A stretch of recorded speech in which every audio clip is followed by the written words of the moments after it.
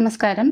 ഞാൻ ഡോക്ടർ ശില്പ, ഗവൺമെന്റ് ജില്ലാ ആയുർവേദ ആശുപത്രി പഞ്ചകർമ്മ വിഭാഗം ഡോക്ടറാണ്.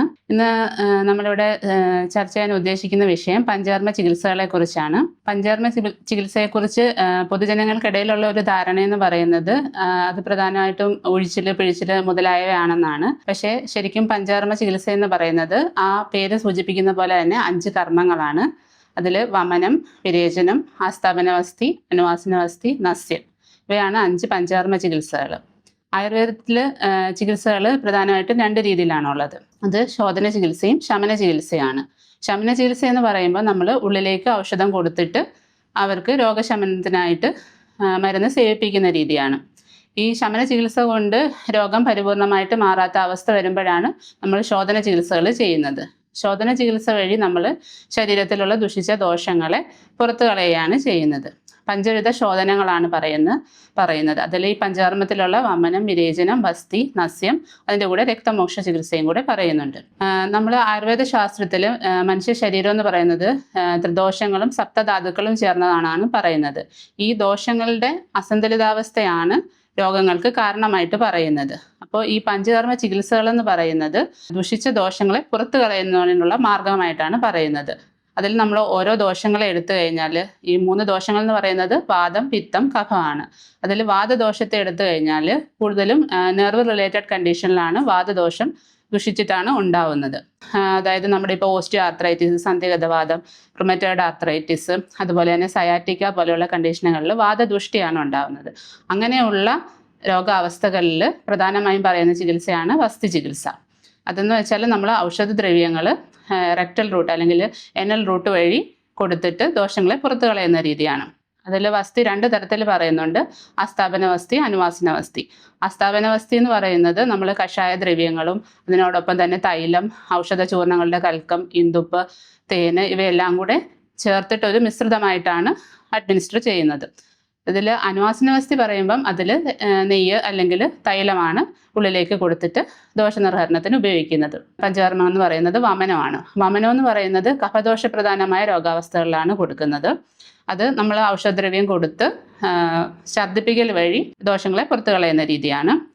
വമനം കൂടുതലായും ചെയ്യുന്നത് സോറിയാസിസ് പോലെയുള്ള സ്കിൻ കണ്ടീഷനുകളിലും അതുപോലെ തന്നെ കുറേ ദീർഘകാലങ്ങളായി നിൽക്കുന്ന ആസ്മ രോഗങ്ങളിലും ഫലപ്രദമായ ഒരു ചികിത്സാ രീതിയാണ് വമനം എന്ന് പറയുന്നത്. പിന്നെ പറയുന്നത് വിരേചന ട്രീറ്റ്മെൻ്റ് ആണ്. വിരേചനം ചെയ്യുന്നത് പിത്തപ്രധാനമായ രോഗാവസ്ഥകളിലാണ്.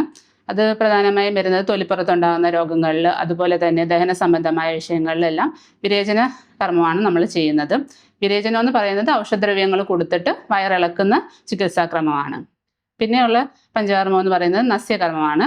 നസ്യകർമ്മം നമ്മുടെ ശിരസിലുള്ള രോഗങ്ങൾക്കാണ് പ്രധാനമായിട്ടും ഉപയോഗിക്കുന്നത്. അതായത് ENT റിലേറ്റഡ് ആയിട്ട് വരുന്ന സൈനസൈറ്റിസ്, മൈഗ്രെയിൻ പോലെയുള്ള കണ്ടീഷനുകളിൽ, അതുപോലെ തന്നെ സർവൈക്കൽ സ്പോണ്ടൈലൈസിസ് പോലെയുള്ള കണ്ടീഷനുകളിലെല്ലാം നസ്യം ഫലപ്രദമായ ഒരു ചികിത്സാ രീതിയാണ്. ഈ പഞ്ചകർമ്മ ചികിത്സകൾ പ്രധാനമായും 3 ഘട്ടങ്ങളായിട്ടാണ് ചെയ്യുന്നത്. പഞ്ചകർമ്മയ്ക്ക് അതിൻ്റെ ഒരു പ്രിപ്പറേറ്ററി ഫേസ് ഉണ്ട്. അതാണ് ഈ പൂർവ്വകർമ്മങ്ങൾ എന്ന് പറയുന്നത്. പൂർവ്വകർമ്മങ്ങളിലാണ് ഈ പറഞ്ഞ ഉഴിച്ചിൽ, പിഴിച്ചിൽ പോലെയുള്ള കാര്യങ്ങൾ വരുന്നത്. പൂർവ്വകർമ്മങ്ങളിൽ നമ്മൾ ആദ്യം ഒരു രൂക്ഷണമാണ്, അതായത് പേഷ്യൻറ്റിൻ്റെ ദഹന വ്യവസ്ഥയെല്ലാം നേരെയാക്കുന്നതിന് വേണ്ടി ദീപനവാചനങ്ങളായിട്ടുള്ള ഔഷധങ്ങൾ നമ്മൾ ഉള്ളിലേക്ക് കഴിക്കാൻ കൊടുക്കും. അതിനുശേഷം രൂക്ഷമായിട്ടുള്ള സ്വേദങ്ങളും കിഴികളും ഒക്കെ ചെയ്തിട്ട് ശരീരത്തെ രൂക്ഷമാക്കിയതിന് ശേഷമാണ് സ്നേഹപ്രയോഗം ചെയ്യുന്നത്. സ്നേഹസ്വേദങ്ങളിൽ വരുന്നതാണ് പലതരത്തിലുള്ള കിഴികൾ.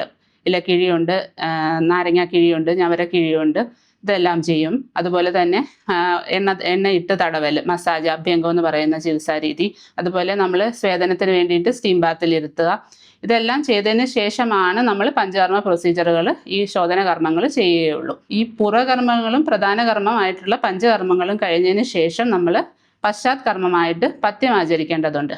പഞ്ചകർമ്മങ്ങൾ ചെയ്തതിന് ശേഷം പഥ്യം, നമ്മൾ എത്ര ദിവസം ട്രീറ്റ്മെൻറ്റ് എടുത്തോ അത്രയും ദിവസമോ അല്ലെങ്കിൽ അതിൻ്റെ ഇരട്ടി ദിവസമോ പഥ്യം അനുഷ്ഠിക്കേണ്ടതാണ്. പഥ്യത്തിൽ നമ്മുടെ ജീവിത ശൈലികൾ ഉൾപ്പെടും, ആഹാര രീതികൾ ഉൾപ്പെടും. ശോധനക്രിയകൾ അല്ലെങ്കിൽ പഞ്ചകർമ്മ ക്രിയകൾ കഴിഞ്ഞതിന് ശേഷമുള്ള ആഹാരം വളരെ ലഘുവായിട്ടുള്ള ആഹാരമായിരിക്കണം. അമിതമായ എണ്ണയും കൊഴുപ്പ് ചേർക്കാത്ത ആഹാരമായിരിക്കണം. കാരണം പഞ്ചകർമ്മ ശോധന ചികിത്സകൾ കഴിഞ്ഞ് കഴിയുമ്പോൾ നമ്മുടെ ശരീരം വളരെ ലഘുവായിരിക്കും. ഒരു ഡീടോക്സിഫൈഡ് എഫക്റ്റ് ആയിരിക്കും ശരീരത്തിന് അന്നേരം ഉണ്ടാകുന്നത്. സെല്ലുകളും എല്ലാം അതിൻ്റെ പ്യൂരിഫിക്കേഷൻ നടന്നിട്ടുള്ളൊരവസ്ഥയിലാണ്. അപ്പോൾ നമ്മൾ ആഹാരങ്ങൾ ലഘുവായിട്ടുള്ളത് വേണം അന്നേരം കഴിക്കാനുള്ളത്. അതുപോലെ തന്നെ പകലുറക്കം, വ്യായാമം, ഇതൊക്കെ ആ പഥ്യകാലത്തിൽ നമ്മൾ ഉപേക്ഷിക്കണം. അതുപോലെ ഒരുപാട് യാത്ര ചെയ്യുന്നതും ഒന്നും ആ സമയത്ത് ചെയ്യാൻ പാടില്ല. ഇത്രയും പൂർവ്വകർമ്മവും പഞ്ചകർമ്മവും പശ്ചാത്കർമ്മവും കംപ്ലീറ്റ് ആയിട്ട് പാലിക്കുമ്പോൾ മാത്രമേ ഒരു പഞ്ചകർമ്മ ചികിത്സ പരിപൂർണമാവുകയുള്ളൂ.